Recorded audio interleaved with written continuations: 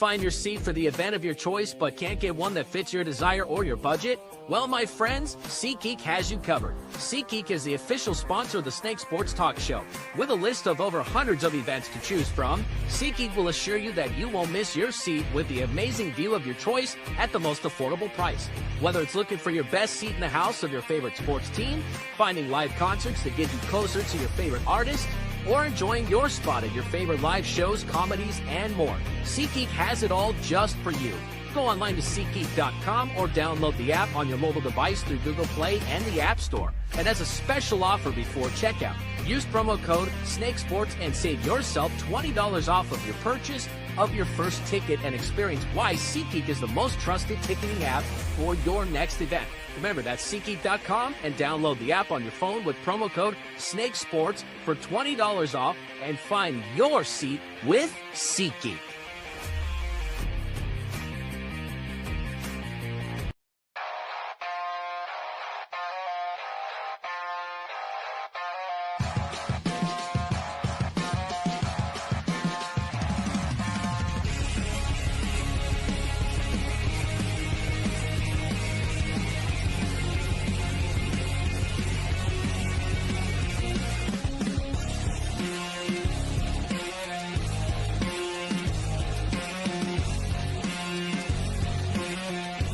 And now, broadcasting live from Las Vegas, the Snake Sports Talk Show with Jake Silva starts now. Here we go, ladies and gentlemen. We're back on a Friday. Chase is feeling good about himself up and in here. We are excited for this week with Jake's Prime Predictions. A little bit of changes that are going to be coming up here next week, but I'm excited about it, though, here on the Snake Sports Talk Show, wherever and however you may be watching and listening. Thanks for making us part of your day, Chase. Look, there are reasons why that I make the top 10 every week for those specific reasons, because last night was a pretty damn good game from Green Bay. And, yeah. I mean, at the same time, it's taken a lot of teams in the NFC on notice, so I'm excited about it. I think Green Bay literally looks like the tough, very well-structured team going into the NFC than a lot of these other teams are. I mean, Philadelphia will give you what you pay for, but then I get mixtures of Washington, Dallas, who looked a little more buttoned up. So there's a lot that I'm getting up and into the NFC. Yeah, no, I think that the one thing that the Commanders are missing truly is a good offensive line, because they've got the offensive firepower to compete and everything with Deebo Samuel, Terry McLaurin, and then young running back and everything. But I think they're missing a very talented top-tier young tight end. I think that's one thing that they're also missing. And then the offensive line to be able to give Jaden the time that he needs. Right now, I think the Packers are one of the most complete teams in the NFC. You know, they still have a lot of their coaching staff. Jeff Hafley is more than likely going to be a top candidate for the coaches and stuff this next year and everything. But as far as a complete team in terms of quarterback, offensive weapons, and defense, the Packers are one of the most complete and one of the youngest teams in the NFL. And I think it's crazy to think about, because – you know, you start looking at the history of the Packers, and it's that 27th year for Jordan Love. You know, Brett Favre won a Super Bowl for the Packers when he was 27. Aaron Rodgers won one when he was 27. Now Jordan Love turns 27 November 2nd. And is it going to be that magical third year or third Super Bowl that the Packers get with a quarterback that is 27 years old and has learned under a talented young veteran for 2 or 3 years? We'll have to wait and see. But right now, they are the most complete team in the NFL, in my opinion. And it's funny when you say that. So talking about last night's game, because we're on fire right now with our college picks and all the rest of it. We'll get to that here in a second. So last night, what it told you is that Denver, Green Bay, my bad. Green Bay, in my opinion, they are looking like top to bottom on their roster, the most completed team. It's unfortunate that Jaden Reed ended up getting hurt, and now he's going to be sidelined for the next couple of weeks. But the thing about it is, this is why Green Bay's system really does work it out for himself, because you drafted a lot of these youngsters, and they're kind of slowly getting into their prime. Romeo Dobbs ended up scoring last night. And then, of course, Christian Watson just got a new contract. And even if Matthew Golden got no catches amongst the targets that he was on, he's going to end up growing into this system as well. So Jayden Reed, with him being sidelined, is going to allow someone like Matthew Golden to come in and fill in. But the bottom line is, when you watch that defense last night, that defensive front is so fast and so physical. And I think a lot of that is because Micah Parsons is only going to be playing about 60% of his snaps. So that's allowing guys like Rashawn Gary, like several others that are on the defensive front, to check in and at least get the pressures that they know that they need. So Green Bay, to me, which is why when I put them up at number 1, and I will be showing my top 10 here up and onto the program before I end up getting into my prime predictions. But the bottom line is that this Green Bay team just looks and feels like an absolute threat in the NFC. I mean, even if you're playing a top-tier team like Washington and Detroit, you did last week, Detroit's offense looks completely different without their coordinator, and they've got their defensive coordinator now coaching the Jets. This team looks completely different. Washington, about a mixture of everybody's back, only except for a few other additions. But like I told a lot of people, I don't think Jayden Daniels is going to be primed up for a slump. I think, if anything, there are more chances that I think Bo Nix could be bound for one. But Jayden Daniels is more of a competitor. He's trying to work with everything that he possibly can, and which is why I told people when it came to fantasy purposes, I would not expect Terry McLaurin on a short week to end up getting some points. But I'll get to them in a second. But Green Bay, to me, from top to bottom, a well-ran organization in a small town of Green Bay, Wisconsin. This is a team that has no worries whatsoever. And Matt LaFleur is a very smart coach, understands the offense, knows exactly how to get offensive line right. And then at the same time, you add in a Micah Parsons that just gives you more juice and speed and physical play. This is a guy that's going to end up getting you up and on the top from a lot of games all throughout the season. And Green Bay, they probably will end up making a case to be a number 1 or number 2 seed in the NFC when it's all said and done, if they end up making the playoffs. So I was not, like, this is the thing. I did not have Green Bay in my top 10 last week. And the only reason of it is I didn't know what I was going to get from Green Bay. They were in the top 15, in my opinion, because I do like Jordan Love. But they are the prototypical Green Bay quarterback that's not afraid to make risks. He's not afraid to take risks. He's not afraid to throw the ball. If it becomes a completion, it is what it is. And if it becomes a pick, it is what it is. They're not afraid to take risks, unlike some of these quarterbacks who do get held back for stuff like this. So I think Green Bay is in a very good place. They're in a very good spot. And I think this is why last night showed you exactly that on a short week. Micah Parsons still playing up on 66% of his snaps, and he's giving you everything that he's got up from there. So, which now brings me to Washington, because Washington is still going to be a competitive team for the next few years up and into the NFC. I have no question about that. But Jayden Daniels, amongst a lot of these other quarterbacks, because the 2 jumps that I predicted when the season came up was J.J. McCarthy and Michael Penix. J.J. is on the half and half for me, 50%. I think it should be fair. But Michael Penix, like I told you, when he was slinging the ball last week for the Atlanta Falcons against Tampa, a division rival, those are some very quality throws. Those are not some of these ones that, like, rookies, they're kind of slowly getting into themselves. This is by far a pro NFL prototype quarterback that is going to make it into this league.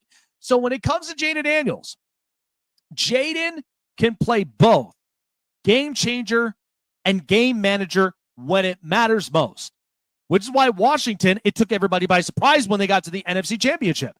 But when you look at teams like Philadelphia, Philadelphia has an identity. Highly emotional, can get physical and talk smack to your face. They don't care what you think about them. They will play to the best of their abilities. Then there's Washington, new owner, new GM, new coach, new quarterback. They're kind of riding this wave with how good they're playing. Dallas, it's all ran through Dak.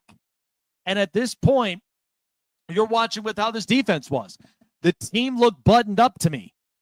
And Dallas might actually look a little different. Offensively, they'll be in good hands. I trust every one of their offensive weapons. San Francisco, I said, could be taking a hit. Look at what's happening now with Brock Purdy being sidelined 2 to 5 weeks. They're going to feel it. But it's funny because when we describe the AFC and the NFCs, Chase and I have been talking about this for a while. AFC is more known to be quarterback top heavy than the NFC, while as in the NFC, they're the more roster constructed conference than the AFC. Because have you noticed how some defenses are not quite right? You notice how some offenses are not quite right? As much as I respect Kansas City, I don't even think that's the same offense. And the NFC knows exactly to draft and develop and put together the best roster, top to bottom. That's why I think you're going to see some shockers like the Cardinals, like the Falcons, like several teams in the NFC. But it's interesting. So that's why I think with Washington, they are particularly up and on the map as competitive teams in the NFC amongst Philadelphia, Green Bay, Minnesota. I mean, look, J.J. McCarthy didn't look his best in the first 3 quarters, but the resilience in the fourth quarter is what made it happen. That's what's the most important thing. But I love their coaches, their coordinators, guys on the roster that they've addressed. That's what makes it so good to watching the competition in the NFC. And then you even get a little bit of, Seattle in a sense. And like I said, I love what the Cardinals are doing up on defense. So the NFC, I feel like, could be wide open. Whereas the AFC, even the AFC, I kind of feel is a little bit wide open. Because Kansas City, you just saw last week in Brazil, there's a little bit of some kinks there. Whereas you watch, I think Cincinnati will look better this week compared to what last week gave them because the offense was just all over the place. Chargers look very good up on a Friday night, but there are some teams that can make some serious noise in the AFC. So, but once again, I think I love the fact that we're getting balance on both conference with as far as competition-wise. It's interesting. Good stuff. Chase, I like I said, I think taking away from that game, Green Bay being patient and well-ran as they are, and even if I didn't have them in my top 10 last week, doesn't mean that they will not make the top 10 this upcoming week, because you'll be surprised what I have in my top 10 going into week 2. But there have been teams that I've slowly taken off for specific reasons. But I just do think that Green Bay, Philadelphia, Washington, and Atlanta, Tampa Bay, there are a lot of teams that are competing in this NFC. Yeah, like I agree with you. Like if you look at Green Bay, yeah, like you can go top to bottom, position by position, or team or like roster by roster, and they do not have, in my opinion, in terms of an overall team, any issues with that team in general. Like you go, like they are the most complete team. Like you go through and you look at the Minnesota Vikings. What change have they made? They have a new quarterback at the helm. The Detroit Lions lost both of their coordinators. The freaking I'm drawing a blank. Who else is in the division there? I mean Minnesota. Yeah, I mean, look, we anticipated go through the entire NFL and you look at all of the changes that have been made in terms of their rosters and everything. Like the Cowboys just got their new head coach. The Eagles just got a new offensive coordinator. The freaking Commanders are going into a there where they've got no changes that are made, but they don't have a complete roster and everything. No. Green Bay is the one that has everything complete in terms of all of their coaches are still there. Changed. The only thing that they changed, no like roster construction that has changed other than like the draft picks, and they've got their quarterback still. Like nothing's different. The only thing that's changed is the defensive coordinator. That's the only thing that's really truthfully changed. Hafley was their DC last year, wasn't he? No, Joe Barry was. Because remember, Oh. Joe Barry was the one that, like, a lot of people were just like, I don't like his scheme calling. But this one, they actually have a lot of high praise on him because he's had a lot of experiences up and into the past. They like him as a defensive coordinator. And you know what? When I watched some of the scheme plays, they're fantastic. They are very physical. They're fast, and they can get around an offensive line. Like, they could really give team fits in their conference. But the thing is, we anticipated what was going to happen to Detroit the minute the coordinator's gone. Did you see how many times they played conservative ball, short out routes? It was trick plays are gone. You know, the sweeps are gone. Like, you didn't see like the Lions offense running nearly as efficient as what they did. They're not even running up the scores. And then Chicago, like, here's the thing. Caleb Williams looked good, but not terrible. He's a bust. But I do believe, though, there is a lot of that he's got to clean up. We'll talk about that, too, up and on to the program. But I feel like it's Green Bay, Minnesota. I am not pivoting off of with Minnesota because here's the thing. Even if J.J. McCarthy did not look good in the first 3 quarters of that game, you can't tell me that resilience right there that he had in the 4th quarter does not tell you, oh, Kevin O'Connell has got him comfortable now. It's going to take a bit of time. Nobody gets perfect initially with that. But Green Bay, like I said, in a short week, that's the stuff where I was like, okay, Green Bay looks for real. That is a team that will give teams like Philadelphia and Washington and Minnesota and a bunch of teams in the NFC a lot of fits because they're just that well ran.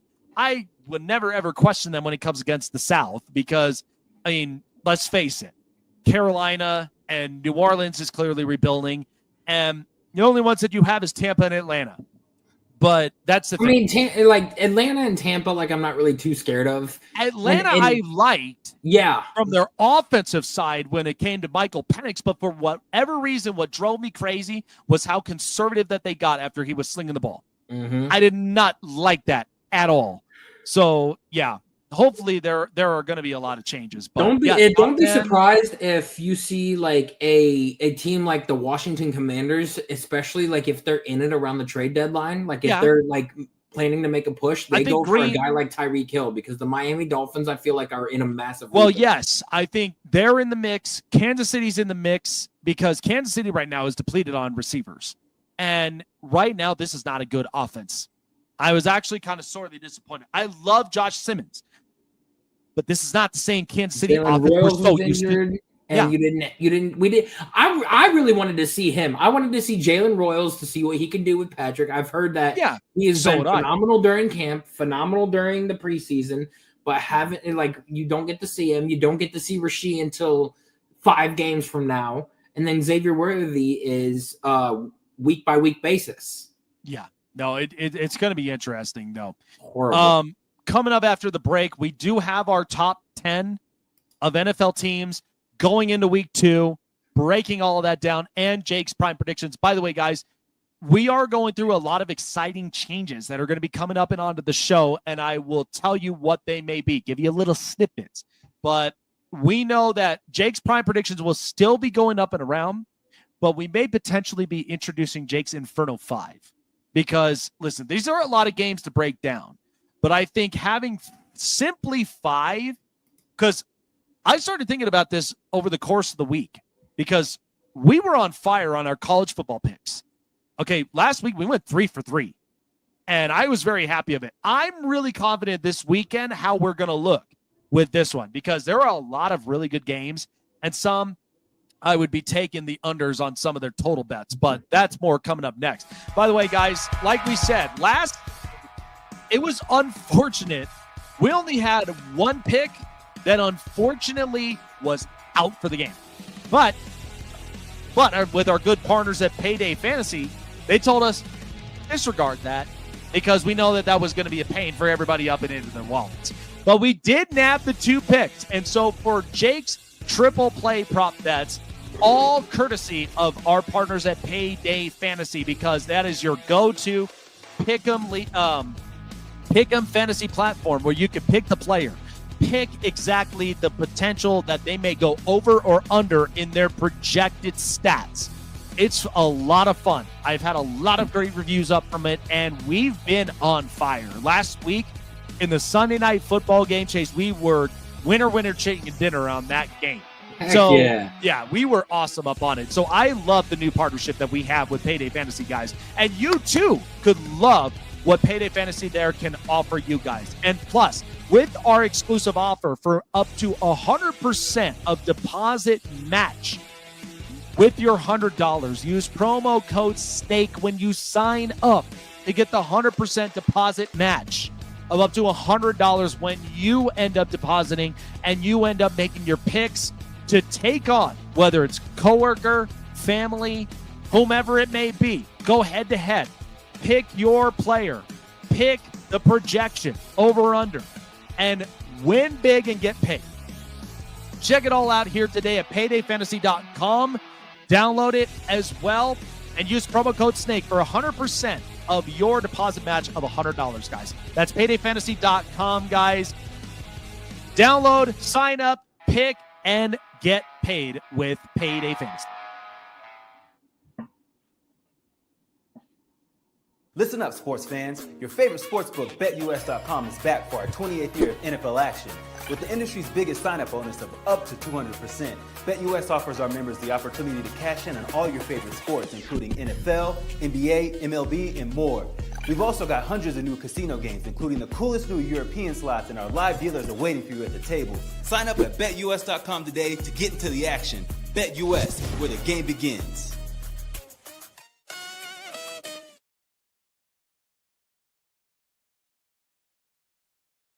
Looking for a show with the best takes and opinions? Want a show with the best coverage around the world of sports? Jam-packed with an all-star interview lineup? Then the best place to find it all, sports and entertainment, is right here. Join Jake Silva on the Snake Sports Talk Show, presented by SeatGeek and BetUS. Weeknights at 8 p.m. Eastern, 5 Pacific on Sports Wave Network.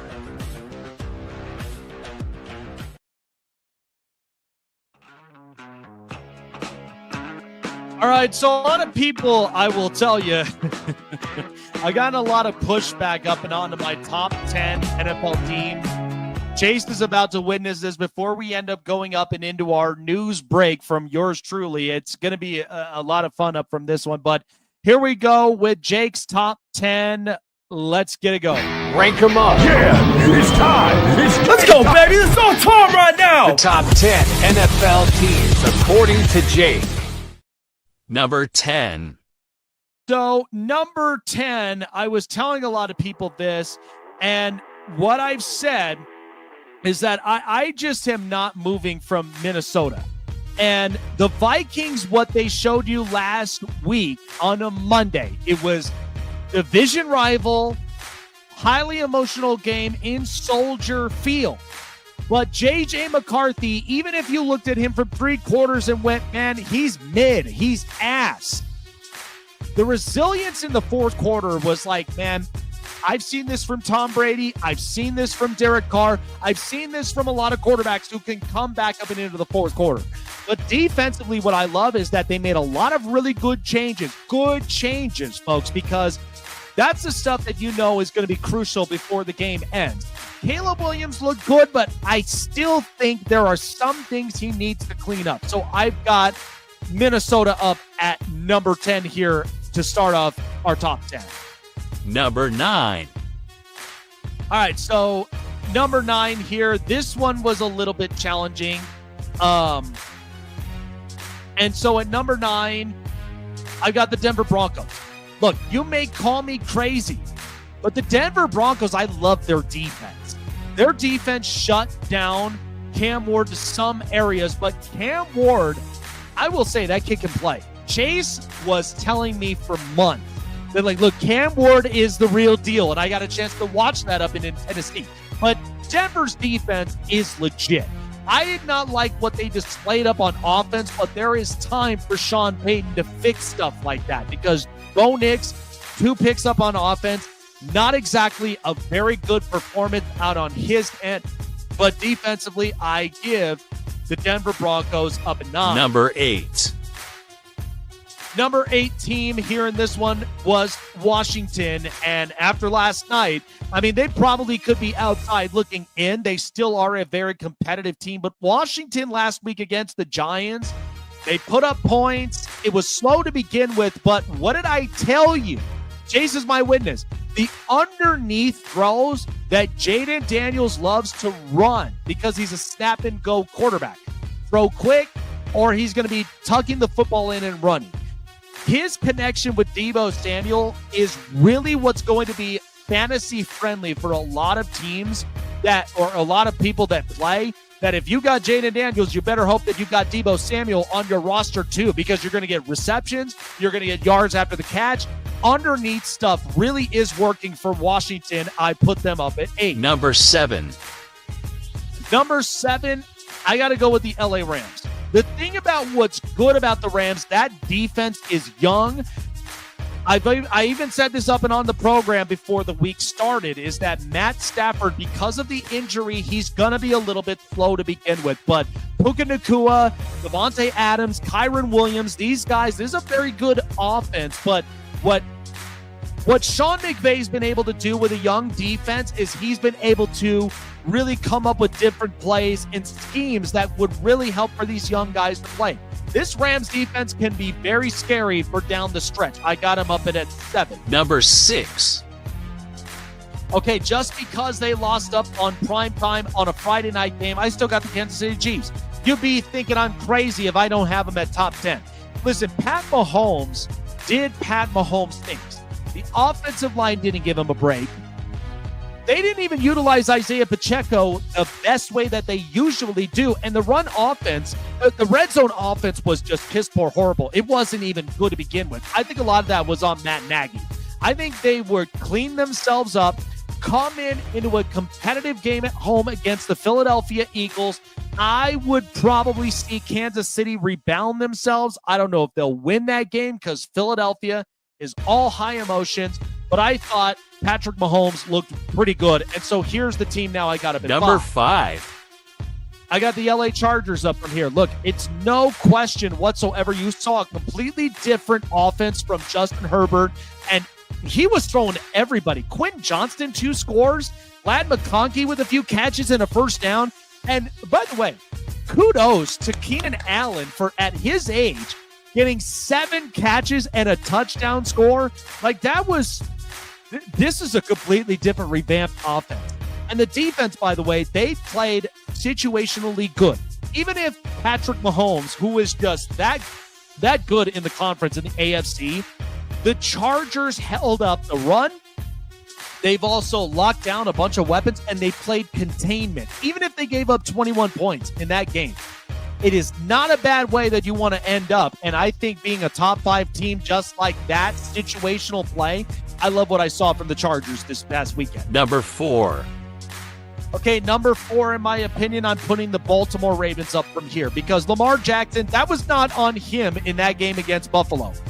But the 16 unanswered points you gave up to Buffalo on defense, and they couldn't even scheme up anything different to stop Josh Allen.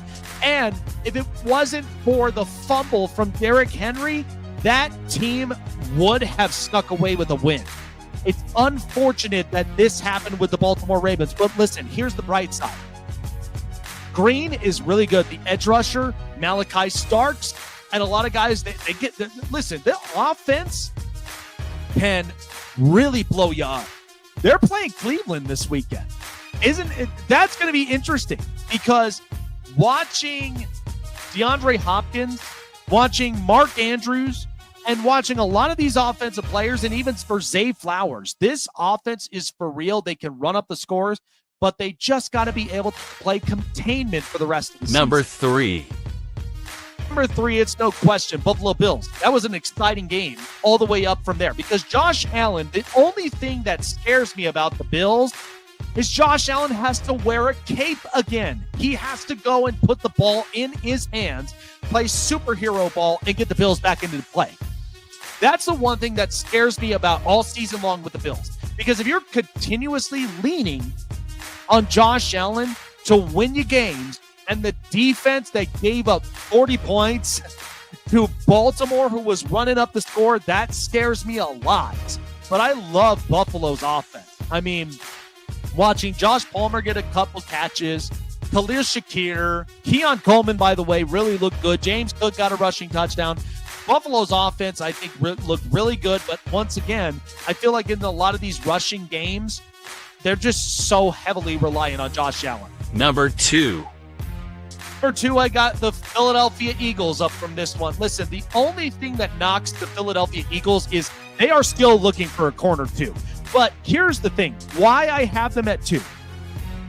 Jalen Hurts, to me, is like Russell Westbrook. He's an improviser. He's not up over there to just throw the ball. He can then scan the field when it comes to the defensive line. And the amount of times the Dallas Cowboys left lanes open, Jalen Hurts is running in for a touchdown.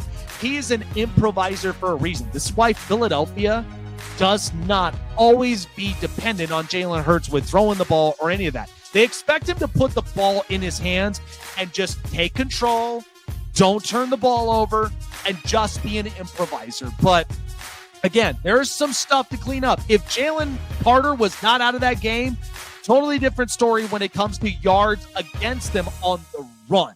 That would have been completely different, but I think they're still looking for their corner 2. That's where I got Philadelphia, and here I got it number 1. Number 1. There's no question, and they just proved it to us last night. The Green Bay Packers, top to bottom. I think this defense looks legit.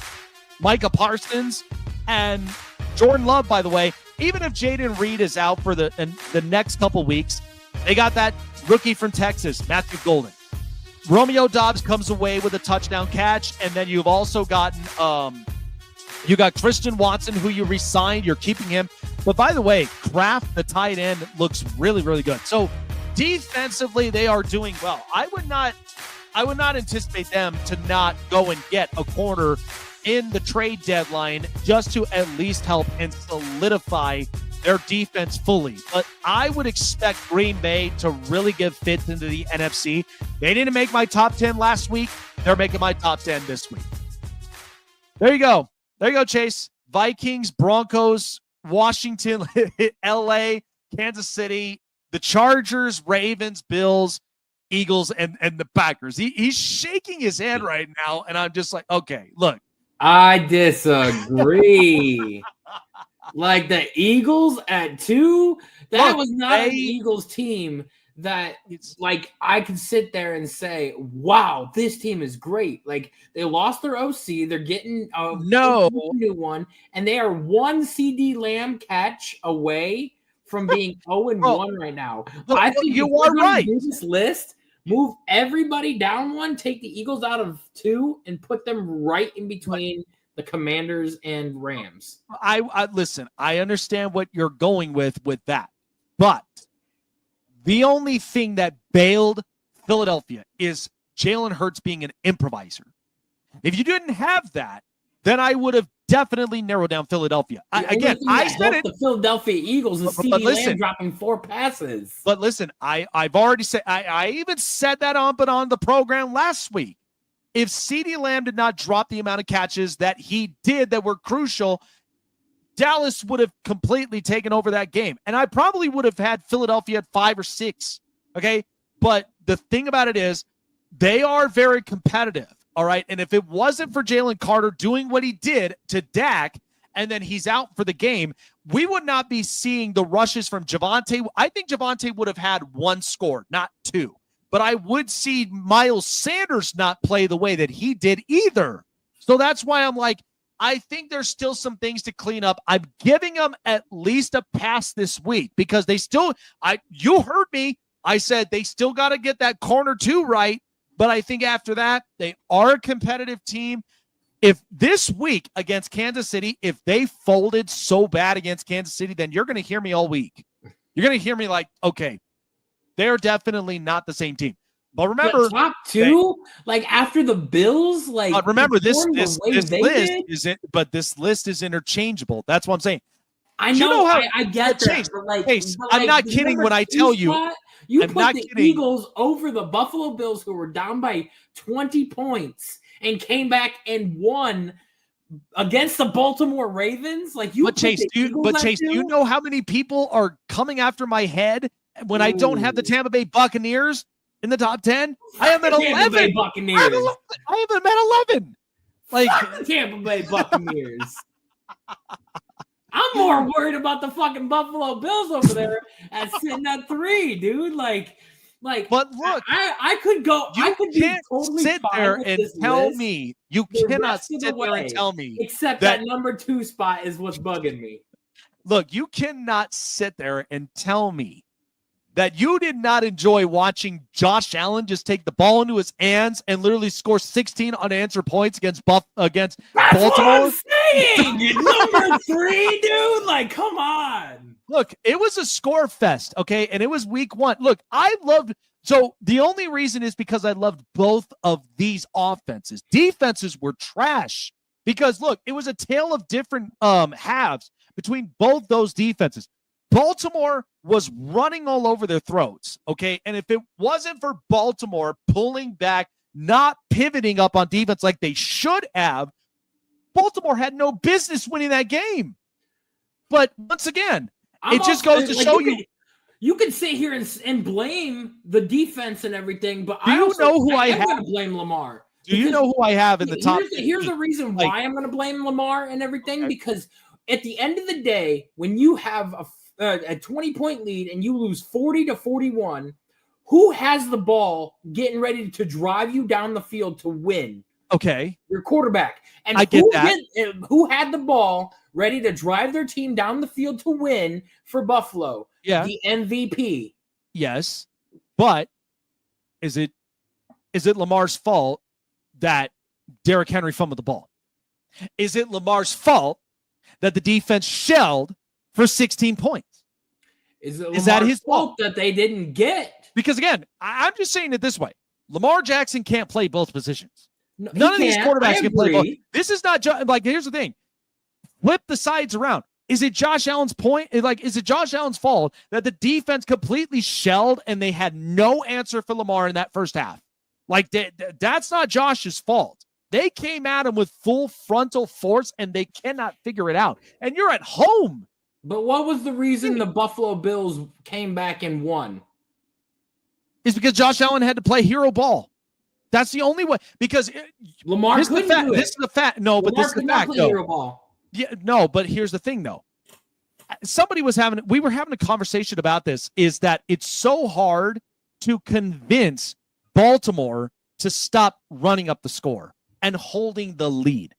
That is also another conversation we'll have here up and onto this program. But because I'm like, does Baltimore run up the score? And because does Baltimore need to stop running up the score and protecting leads? And that's how they get out of these games. You know how many times they have lost games in which they were double digits, like big on leads, and they've lost them? 8. Yeah, that's what I'm saying. Do you think it's that easy to literally convince them, hey, hold up the game score? No, because they're basically feeling themselves. They feel like teams are never going to come back from these games, but that's the unfortunate reality. And then it's one thing after another that trickles down to the next. Like yes, but that's what I'm saying. It doesn't playing Baltimore, like they were up by 17 points. Deshaun Watson's the quarterback and everything. He ends up trickling away at it. Greg Newsome gets an interception. They get the ball back. Deshaun drives him down the field. We kick the field goal. We win by 1 point. I agree. And again, even with that game with Cleveland, like they were very competitive. But they were. They always are against I just Baltimore, feel like Cincinnati's offense was so cold. Okay, they were not connected. They were a mess. They didn't Cleveland's get anything. defense is also really good this year. They are, and that's why I was like, okay, I could see things changing up from there. So, but let's tap into the news. We got a lot to really break down up from there. And now, here we go. Hey everyone, it's story time. This is the hot press. All right, let's hear what we got to have up onto the news stories, because there's a lot of stuff that we're breaking down that's just so much that I'm excited for this upcoming week. Yeah, so from what I've been hearing is that he was pulled from the game yesterday, which means that we could be seeing the number 1 overall pick from last year's MLB draft brought up to the major leagues within the next few days or even by the end of this week, because he was playing or planning on playing yesterday, was fully healthy, no issues wrong, and then they pulled him from the lineup and brought him into the clubhouse, which means more than likely he will be up with the Guardians in the next couple days. Yeah, so I mean, again, we're getting to that point where the season's almost close to ending, and we know that we're going to get a lot of call-ups this month. But yeah, I mean, this is kind of a tough race because right now, what I've seen in the American League, I've seen the Rangers, the Mariners, and a couple other teams that are fighting for the wild card spots right now. So this is going to be kind of crucial. And Texas is a very competitive team.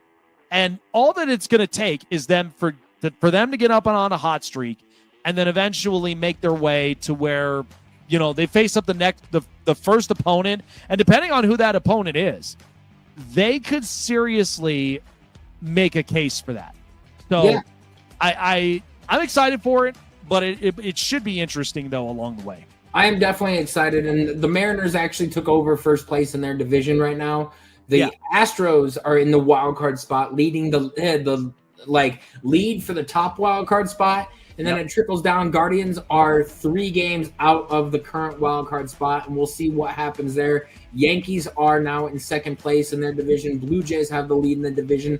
So with playoff baseball coming around the corner, it is going to be a tight race in terms of what we are going to see go on here. And right now for the American League, here is another piece of news. We are seeing Cal Raleigh be the be the leader for the MVP voting for the American League. Not surprised. I mean, you know, he's swinging the bat well, and I think what we're seeing out of Cal Raleigh, I mean, again, when has the Mariners ever had, like, you know, a season in which one of their players they're accounted for like just play like this? He's having a heck of a career season. I'm really happy for him. But again, all this is going to trickle down to how the Mariners really do play in the end. But I am very happy of how his season has turned out all season long. And he was just an unexpected name. Like, I did not expect Cal Raleigh to like literally do what he did. I mean, I watched Chris Davis years ago, but this is by far, I think, the most explosive season we've seen. Yeah, no, by a catcher, I think this is the most explosive batting season we've seen from a catcher since Buster Posey. Yes. Oh, yeah. And Buster Posey, I mean, he's well respected, man. And so that's why I'm like, this was by far like a very good season out of the catcher position. I had never seen anything like it. It was very fun. Yeah, it like I truly like watching it, and I'm hoping that the Mariners can win their first ever World Series. It would be nice to see championship back in Seattle for in a while. We'll see by the time that we get closer and closer up and into the postseason if that becomes the case. Oh, dude, it like if they're in first place right now, let's see if they can hold that lead. Them or the Brewers. I would love to see a first-time World Series champion like we did with Texas just a couple years ago. Moving on to the football side of news, we had some bad news yesterday with the report that Austin Eckler has torn his Achilles and will be out for the season. And with him tearing his Achilles and out for the season, and Quinshon Judkins coming back for the Browns, I think that we have a chance that Jerome Ford could be on the trade block, and I could see the Commanders making a call to get Jerome Ford as their backup running back there. Yeah, I think there are a couple of different options, you know, but yeah, that does kind of suck for Washington. I mean, Ja'Cory Krosky-Merritt, like, he's a very good running back, but you definitely do need that secondary running back that's just going to at least take a lot of heat off of you. I was just again, especially when you need like a pass catching running back. There are some options that are available for that, but yeah, it's just a tough blow right now for Washington with that. I mean, I don't say that the offense is really going to deplete much. I mean, this is a hit, but I mean, I still trust Jaden Daniels.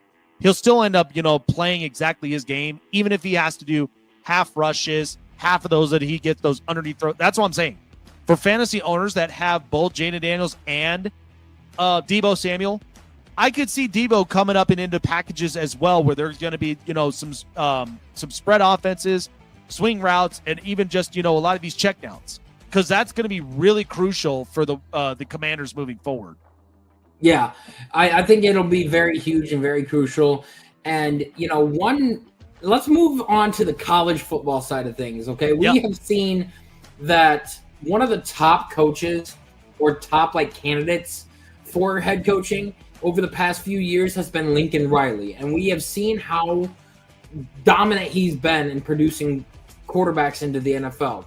There's been reports recently that Andy Reid does not like the direction that the offenses are going. Ever since Eric Bieniemy left, the offense has gone downhill in terms of how explosive and how great Patrick Mahomes has been. He's been Patrick Mahomes, he's been good, but it's not up at the upper echelon tier that they've been looking for. No, and rumors going around that he is thinking about letting Matt Nagy go, bringing up Lincoln Riley to be the offensive coordinator, and then potentially taking over the team after he retires. Well, this is why I said, with the stuff with, USC, and I was even saying this about Lincoln Riley, is why not just be a coordinator in the NFL to start with? Because if you think about it, Steve Sarkisian did this, in the minute that he ended up taking the Texas job. It didn't work for Atlanta because Atlanta's offense just looked so stagnant. And you could tell by Sark's offense that he's not built for just a standalone quarterback. He wants a quarterback that moves. That's the difference. Mm-hmm. And that's why even with Matt Ryan, it just could not work. So even if you get someone like Arch, or even if you had someone like Quinn Ewers, that could be a very interesting offense. And I think, watching what Patrick Mahomes does, I mean, think about it. We had Cliff Kingsbury as his head coach at one point in Texas Tech. And so when you watch a team like that can move around, spread the ball around, I think Sark really is capable of that. And when I look at Lincoln Riley, that would be the same similar thing. I mean, you watched what Caleb Williams looked like up at USC. You watched even what Baker Mayfield and Kyler Murray was. He wants a mobile quarterback that can not only just, spread the ball around and be comfortable up in the pocket, but he wants somebody that's mobile. Jalen Hurts was also the same way. And the minute that he can be that type of person. Yes, he can. And I do agree with this. Brett Veach, what's crazy about this? Sky Moore, McCole Hardman, and a couple receivers, they have not quite hit. And I know Rashee Rice, he's up and on suspension, but I think that's what they're leaning really on. And I mean, look, Hollywood Brown, whatever, you got the speed. But that's, I don't know. It's kind of crucial. To look more like a threat than what Xavier Worthy was. And I agree. Back and forth that, they chose Xavier Worthy over Keon Coleman. So, look, Xavier Worthy, I don't see him being just a crucial piece. I just see him being like the gadget receiver that he can be, that will help, especially when you need to get those big play throws. Because that was initially what Tyreek Hill was. Tyreek Hill was the speed. He got the hands. Even though Tyreek Hill could do more, but I think with Xavier Worthy, I think it's a little bit harder because I just don't really see him get too creative up and onto his route trees. But I do see him be like deep bomb throw. He could throw it. And then he could go up and get it with wherever, think about it. That throw from Patrick Mahomes when he was levitated off the ground. And you saw that throw from Hollywood Brown. Those plays right there are what's going to be crucial and what could keep possession for Kansas City. But Yeah. I don't see it any more than that, like getting that creative, because I think the other thing is, too, I think Howard said it best, was when you look at Kansas City in a way, you're kind of looking at Steph and Golden State. Guys are getting older. Like, you're leaning on Travis Kelce, you were leaning on Chris Jones, you were leaning on some guys. But this is also, too, the time where you really got to revolve. You really got to start mixing this stuff up. Yeah. Because otherwise, you watch the Chargers, you watched a little bit of Pete Carroll and the Raiders, and then even though I was not impressed with Denver offensively, defensively, they look competitive. There are some teams in the AFC that are competitive this year. Which is why Les Snead is one of the most dangerous GMs and why he's so good, because he got rid didn't get rid, but like Aaron Donald retired and he just overloads and go gets Jared Verse and Braden Fisk, who have both filled out that D line phenomenally. And now his biggest task is going to try to have to be, who are the Rams going to get at quarterback after Matthew Stafford is gone? Sources are saying AR. Sources are saying somebody in the draft. We're going to have to wait and see what that I'm standing on business, and people hate me when I say this. What is wrong with going and getting someone like Will Levis? What is wrong with that? I've been saying that for a long time. I'm not even playing around. Like, why would that be such a bad option for the Rams? I've been saying that for a long time too, man. Like, I agree. Can imagine Sean McVay with Will Levis, getting him back on track and getting him to be the type of guy that you really expected him to be when you drafted him with the second pick in the second round. That's insane. But in terms of like the whole Kansas City thing, like I just think that they need a great wide receiver until you can see it, like, because Rashid has already proved that he could be that number one option. You just got to have him on the field. And since he's not going to be there for 6 weeks, I could see them trying to go after Tyreek Hill again. I could see that too. And like I said, with a depleted offense like this, I really don't expect this team, like, because they frustrated me on Friday, because red zone offense does not look creative like it usually is. I would also say I was just very shocked they didn't even utilize Isaiah Pacheco like they should have. I think it's you noticed that how many times Eric Enemy anymore. Well, but I also do think draft picks do come into play with this. Like, Josh Simmons was very good, but he was phenomenal. I just think for some positions, like 3-4 years ago, they didn't quite draft a lot of like some of those hits in the middle of it, because you're watching San Francisco right now with some of their depth pieces. Look what's happening to them. Letting some of them walk too, like L'Jarius Sneed. Yeah, in a sense, but I do know L'Jarius Sneed. There was some back and forth with that. Like there was. I mean, I love Trent McDuffie. Don't get me wrong. I even like Jaden Hicks, the young kid they got at Washington State. But there are some things that I'm like, I really am surprised of, because you don't usually see Kansas City like this. I just think that we're going to have to wait and see, because, like, to me, it's kind of like the Patriots with Tom Brady. Like, when you have Tom Brady, you're never really out of, the chance of winning games, making it to the playoffs and everything like that. It's the same thing with Patrick Mahomes. I don't think that they're out of it. I don't think that they're going to lose a lot of games, and I don't think that they're going to miss the playoffs. It's just going to be tough, and we're going to have to see that Mahomes magic in order for it to happen. Yeah. No, I completely agree. Yeah. All right, Chase with the news.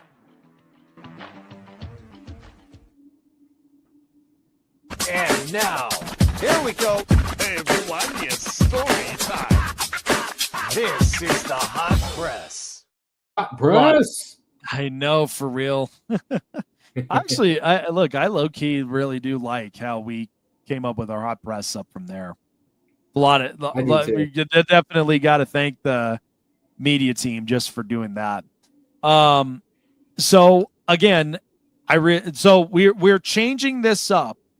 This will be the last time that I think that we do a full slate of Jake's Prime Predictions, but it's not completely going away, because I will be doing the full slate on our social medias. I just think because of time constraints and what we do, edits, a lot of it It's a lot. But I think, but again, I think this will help us out a little bit more when it comes to really dissecting a lot of these football games, because there's so much football to really dissect. Yeah, a lot. But I really am liking these picks. And so I got about just one that I'm working on. But again, I think last week I told you how many of those dogs were barking. There was a lot of them that were barking last weekend. I loved every single one of those. And I told a lot of people, like, look, you got to be careful of some of these trap games, because a lot of those are not going to hit than when people think they are. So, I mean, hopefully they didn't take the bait, but I was very confident. I was very confident in a lot of these games. All right, so we are capitalizing for what we had up from last week and going into this week, up and in week 2 of our prime predictions. Here we go. Let's turn it up. It's Jake's Prime Predictions. Yeah. Oh, yeah, boy. Let's see who we... All right, so here we go. So the Cincinnati Bengals did not look good up from the first start of their week, but I expect them to clean things up. I'm going to take the Bengals at -3.5. Listen, I know a lot of people were thinking, this offense looked completely slow. I completely agree up on it. But Joe Burrow, usually teams that don't quite look good up and onto the first week often rebound into the next week. And they're playing a Jacksonville team who feel great about themselves. They were number 2, number 3 graded pass protected offensive line last week. I don't see that happening this week. I think what the defensive culture that they're trying to instill in Cincinnati looks completely buttoned up. It looks a lot better.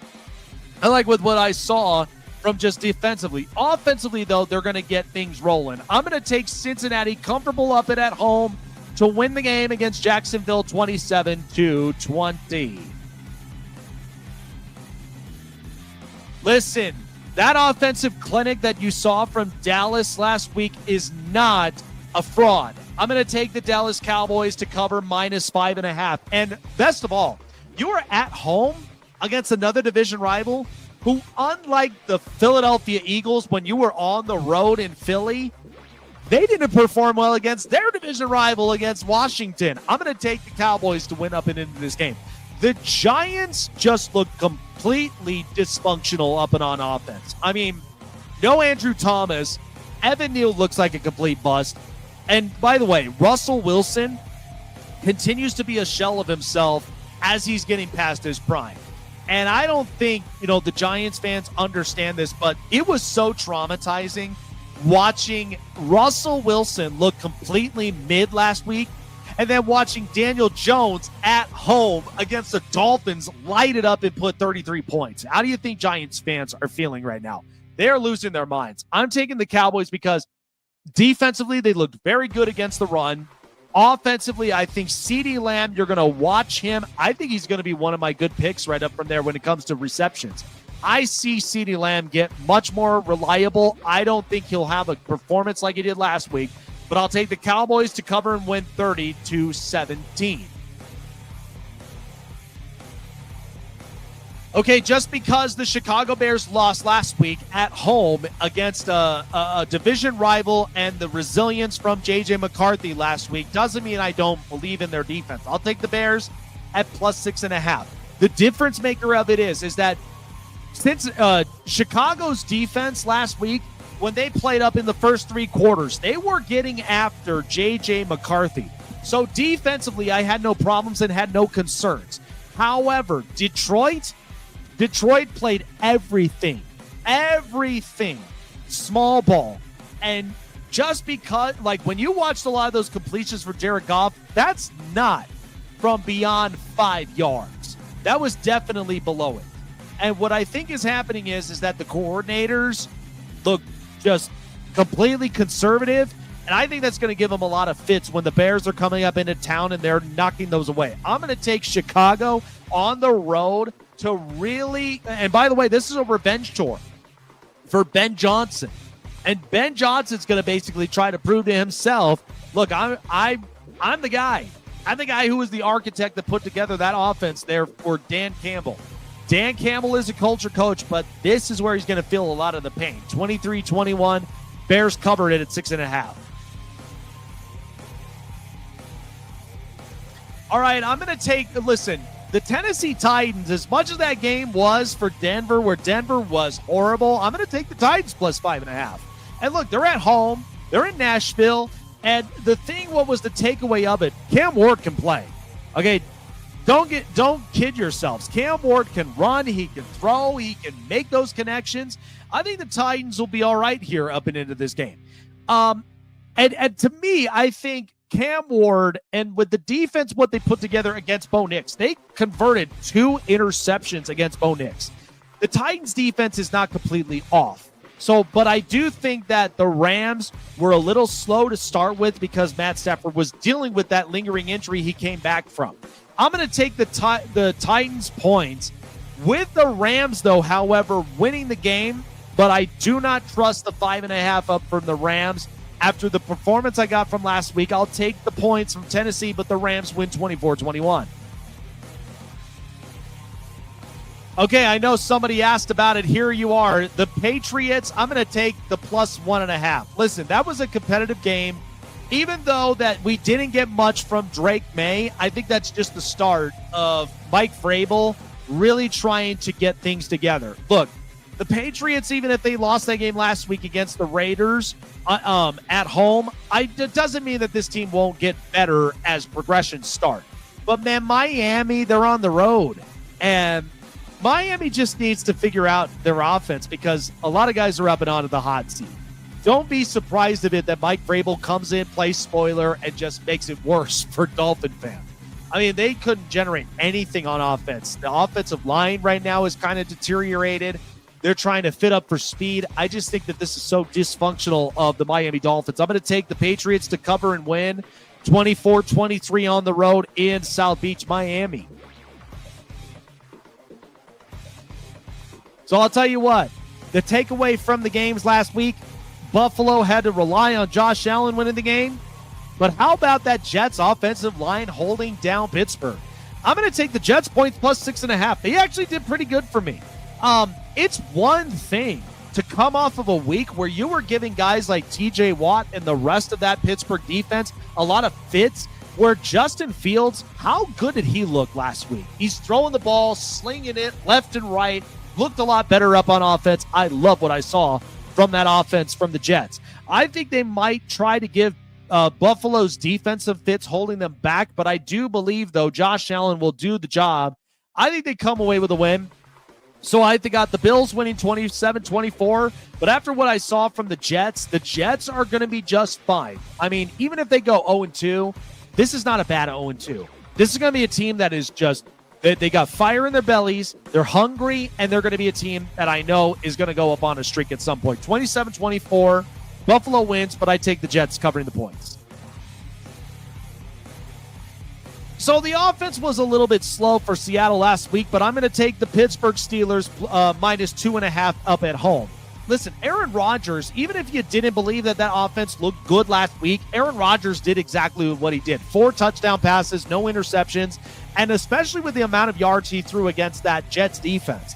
So I think the Steelers offense could figure out some stuff. I don't completely trust their offensive line, but defensively they got shelled. And I think this week, because they're kind of getting a little of a pass, you're comfortable up at home. You're playing Seattle, who's going up and onto the road. I'm going to take the Pittsburgh Steelers here to win and cover up at minus 2.5, winning 27-20 up at home. I think they're much better up on defense, and they're definitely going to find ways to shut down Seattle's offense. Okay, who in the hell put this line together? Chase is probably going to laugh because he knows what I'm talking about. I'm going to take the Cleveland Browns at plus 11.5. That's just disrespectful. First of all, you're playing a division rival game, and you're giving the Ravens 11.5 after what they put against the Buffalo Bills. This is not the Bills. Okay, look, division rival games. This is why I cannot believe that Vegas even put this up on their boards anyway.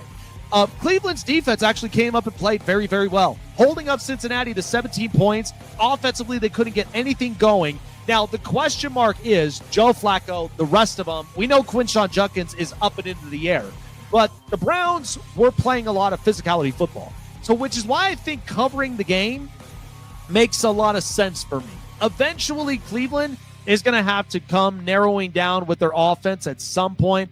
I will take Baltimore to win 27-20, but 11.5 is just disrespectful to a team that really did well up on defense. I'll take the Browns points at 11.5. All right, just because the Denver Broncos didn't look good up on offense last week does not mean that they won't potentially look good up on defense this week. I'm going to take Denver to win 1.5 points up here. They're playing the Colts up and on the road. Look, the Colts and Danny Dimes looked very good against Miami, who Miami is just completely dysfunctional. But I don't see Danny Dimes having a game like this again against a top front-loaded defense like Denver. They only gave up a few points to Tennessee. Even though Cam Ward was mobile and started running, Denver at least got away with a win up from there. So I feel like there's going to be some games Denver's going to bail themselves out of. I don't see them bailing out next week. I do feel like they're going to be very, very challenged at the end of it, but I do feel like Denver is going to really rely on their defense to shut down Danny Dimes. I'm going to take the Broncos to win on the road 24-20 against the Colts. A very competitive game at the end. This is actually going to be a pretty good game in my opinion. I'll take the Cardinals -6.5 here at home. Now, they are playing the Carolina Panthers, and the Carolina Panthers really disappointed the hell out of me. I thought they would have looked different up on offense. Nope. They've reverted back to the offense where they were trying to come up with big plays. They thought that Bryce Young would have some confidence. They were not getting ready up on completing simple stuff, and that was what was pissing me off. So the Cardinals, though, however, against the Saints, how good did that defense look? That's going to be the difference maker up from there. Will Johnson looks very healthy, and he looks like a scary number one corner up from there that people are really liking up on defense. I expect Trey McBride to get involved. I expect MHJ to really connect up well with Kyler Murray. They looked very good last week. I'm going to take the Cardinals double downing up at home, beating the Carolina Panthers 28-20. All right, the defending Super Bowl champion, Philadelphia Eagles. You're damn right I'm going to end up taking the -1.5. The problem I had with Kansas City last week, they were not clever at all on a lot of places. They were not clever on offense on the red zone. They did not utilize Isaiah Pacheco the way that they should have, like they usually do. And Philadelphia, by the way, Jalen Carter is not getting suspended. So Jalen Carter will be playing. The only difference of it is that the corners two, I didn't really like for Philadelphia, but they held on and Jalen Hurts improvised. This is also not the same Kansas City team that we saw in the last few years. Okay, this offense looks completely different. Defensively, I mean, they put Chris Jones on the edge, and he didn't even do nothing against Joe Alt. Like, that was what was the crazy part against the Chargers. So I feel like Philadelphia on the road could come up and really play spoiler football up and in Arrowhead, a loud place to be in. I take Philadelphia in a highly emotional game once again to win this game and cover it 27-23. So I'm going to go on a limb here. I love what I saw from the Falcons until they got conservative, but I'm going to take the Falcons here to cover the points at 3.5. Listen, Minnesota is a very good defensive team who really did shine late in the fourth quarter with J.J. McCarthy's resilience. Here's the only thing, though. Michael Penix against a tough team like a division rival, the Tampa Bay Buccaneers, literally close to lighting up 300 passing yards. And, by the way, came up very cleanly on passing touchdowns.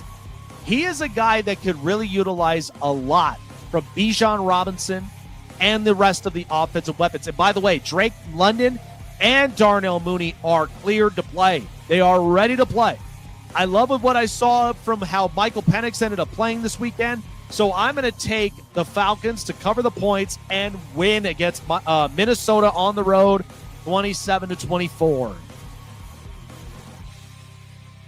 the first of two Monday Night Football games. This is going to be interesting up from here. I'm going to take the Tampa Bay Buccaneers to win and cover against the Houston Texans. The Houston Texans offensive line was not good last week against a young Rams defense that was giving C.J. Stroud a lot of problems. It was not good. So I'm going to take the Buccaneers here to end up winning and covering. I think Baker Mayfield, I had a lot of Tampa Bay fans come up at me at the top 10. But I think this is the opportunity where they can win up the top 10. I think Baker Mayfield's a very good quarterback. I do feel like he has thrown the ball very well. I also do think Emeka Egbuka is a very steal of a pick. And so Tampa Bay is going to really light up on offense. But I do feel like Houston's ground game could give them up some fits. But I'm going to take Tampa Bay to win and cover 24-20. Yes, the second of the AFC West rival game. I'm going to take the LA Chargers on a Monday Night Football game that is going to be fun and really lighting it up against the Raiders. The Chargers last week, here's what's crazy about this. In pass coverages for the Chargers, they did not give up sacks on pass coverages. A lot of these were very fast, quick, where they got up to Justin Herbert twice, but a lot of this, Joe Alt ended up playing well. Trey Pipkins played well. Even Jamari Salyer played pretty good as well. But the Chargers offense, Keenan Allen was a big X factor. 7 catches. And of the 7 catches, 6 of those were determined by third down conversions or a touchdown. That's how good this Chargers offense is going to be looking like. And with the Raiders, they lost Brock Bowers. And at the same time, Geno Smith was throwing the ball left and right. So he's lighting it up and on the yards. But it's going to take a lot to really get past a situational defense like the Chargers, who are coming up onto the road in Vegas. Old school rivalry between Jim Harbaugh and Pete Carroll. Give me the Chargers to win and cover 27-21. All right, that is my picks up from there. I really do feel like we've got some pretty good games. I like the favorites this week. Yeah. I just did not like the 11.5 from Cleveland. That's a trap. I'm not taking it. I just think, why? Because Baltimore just knows how to run up the score? They run up the score? I think so. No, come on. If they run up the score, how are they going to end up keeping it? Last week, they couldn't even keep a 20-point lead. I don't even see us coming close to winning this game. Well, here's the thing. Somewhere in the middle of this game, I could see some change-ups for Kevin Stefanski. I just feel like, I just don't know. We'll see. Yeah, I mean, it is a tough game. I mean, we're going to start off 0-3 because we got the Packers next week anyway, so. Yeah, you're facing up against another tough defense up from there. I just, like I said, I just don't trust these 11.5s. It's just so hard because after what I saw from Dallas last week, and I think one other team too, I just didn't like it. The only one who disappointed me was the Giants more than anything. That was the only one with the 6.5. I just couldn't do it. So, yeah, should be a fun weekend this weekend. But yeah, I do. But by the way, I took a couple of college football picks for this weekend and what I was going to basically reveal. So last week we went 3 for 3. This week I'm taking Tennessee plus 3.5 against Georgia because I do feel like that's going to be a competitive game in itself. And hopefully Gunnar Stockton is prepared for that. I'm taking the under of 56.5 for South Florida and Miami. I just feel like South Florida is going to give Miami fits. I don't care if it's Carson Beck. I don't think that this is going to be the same thing that they're going to be running into like they did last week. And then I'm taking LSU, 7.5 against Florida in Death Valley. I think LSU is going to cover that. And I just think Billy Napier, for whatever reason, just seems to be getting closer and closer to where nobody's going to trust him. I'm giving him a pass this week, but any sort of changes that really are ones that you don't usually will see from Florida, especially with DJ Lagway, I ain't going to like it. I am not going to like it. So, but again, Death Valley, to me, in my opinion, it's a hard place to play at night. That's a 5:30 game. So that's why I'm like, I don't think Florida's going to last in that. So, hopefully we can go 3 for 3 again. Because, again, I loved what South Florida did to Florida, and I took the under on that game. Took Oklahoma on the points. And I think I took one other team. Oh, I took Oregon on the points. So, there you go. That's what I'm saying. I think this is going to be another good weekend for us. College football's really been hitting for us. Hell yeah.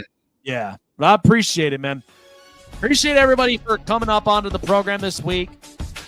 We had a lot of really good stuff. Next week is going to be a lot of fun, and it's going to be interesting. We should be having up some guests here next week. It's going to be fun-filled, and we got a lot of stuff coming back here for us come the next week because we got some deals ready for you guys. So just you wait, and it's definitely going to be some changes. The Prime Predictions is not going to be fully going away. It's just going to be moving because a lot of stuff we got to cover up. So, but Jake's Inferno 5 is going to be coming up in here, and I'm excited to get ready up for that. So just you wait, guys. It's going to be a lot of fun next week. With Chase and myself, have a great rest of your night and the rest of your weekend, and we'll see you guys what the outcome will be after this weekend. Take care, everyone.